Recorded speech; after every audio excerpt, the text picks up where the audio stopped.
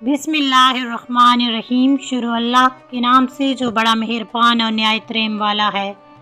ناظرین، آج ہم آپ کو سنانے والے ہیں شب معراج کے واقعات میں سے ایک واقعہ، فرعون اور اس کی خادمہ۔ حضور اکرم صلی اللہ علیہ وآلہ وسلم شب معراج میں بیت المقدس کی طرف جاتے ہوئے مصر کے قریب ایک مقام سے گزرے تو انہیں نہایت ہی اعلیٰ اور زبردست خوشبو آنے لگی۔ آپ صلی اللہ علیہ وآلہ وسلم نے حضرت جبرائیل علیہ السلام سے پوچھا کہ یہ خوشبو کیسی ہے؟ جواب ملا کہ فرعون کی بیٹی کی باندھی مشاطہ اور اس کی اولاد کی قبر سے آ رہی ہے۔ پھر حضرت جبرائیل علیہ السلام نے اس کا قصہ بیان کیا کہ مشاطہ فرعون کی بیٹی کی خادمہ تھی اور وہ خفیہ طور پر اسلام لا چکی تھی۔ ایک دن فرعون کی لڑکی کو کنگھی کرتے ہوئے اس کے ہاتھ سے اتفاقاً کنگھی گر پڑی۔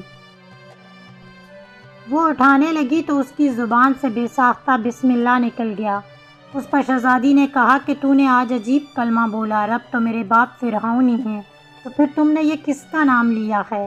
اس نے جواب دیا، فرعون رب نہیں بلکہ رب وہ اللہ ہے جو مجھے اور تجھے اور خود فرعون کو روزی دیتا ہے۔ شہزادی نے کہا، اچھا تو میرے باپ کے سوا کسی اور کو اپنا رب مانتی ہے؟ اس نے جواب دیا، ہاں، میرا، تیرا اور تیرے باپ سب کا رب اللہ تعالیٰ ہی ہے۔ شہزادی نے اپنے باپ سے کہلوایا۔ وہ سخت غضبناک ہوا اور اسی وقت اسے برسر دربار بلوا بھیجا اور کہا، کیا تو میرے سوا کسی اور کو اپنا رب مانتی ہے؟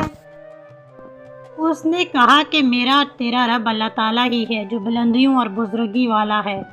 فرعون نے اسی وقت حکم دیا کہ تانبے کی جو گائے بنی ہوئی ہے اس کو خوب تپایا جائے اور جب بالکل آگ جیسی ہو جائے تو اس کے بچوں کو ایک ایک کر کے اس میں ڈال دیا جائے، آخر میں خود اسے بھی اسی میں ڈال دیا جائے۔ چنانچہ وہ گرم کی گئی۔ جب آگ جیسی ہو گئی تو حکم دیا کہ اس کے بچے کو ایک ایک کر کے اس میں ڈالنا شروع کرو۔ اس نے کہا، بادشاہ ایک درخواست میری منظور کرو، یہ کہ میری اور میرے ان بچوں کی ہڈیاں ایک ہی جگہ ڈال دینا۔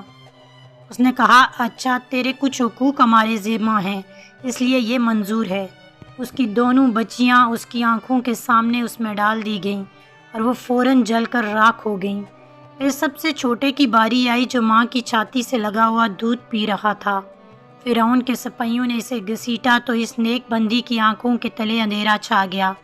اللہ تعالیٰ نے اس بچے کو اسی وقت زبان دے دی اور اس نے بآواز بلند کہا، اماں جان افسوس نہ کر، اماں جان ذرا بھی پس و پیش نہ کرو، حق پر جان دینا ہی سب سے بڑی نیکی ہے۔ چنانچہ انہیں صبر آ گیا۔ اس بچے کو بھی آگ میں ڈال دیا گیا اور آخر میں ان کی ماں کو بھی اسی میں جلا کر مار دیا گیا۔ یہ خوشبو کی مہکیں اسی کے جنتی میل سے آ رہی ہیں۔ سبحان اللہ۔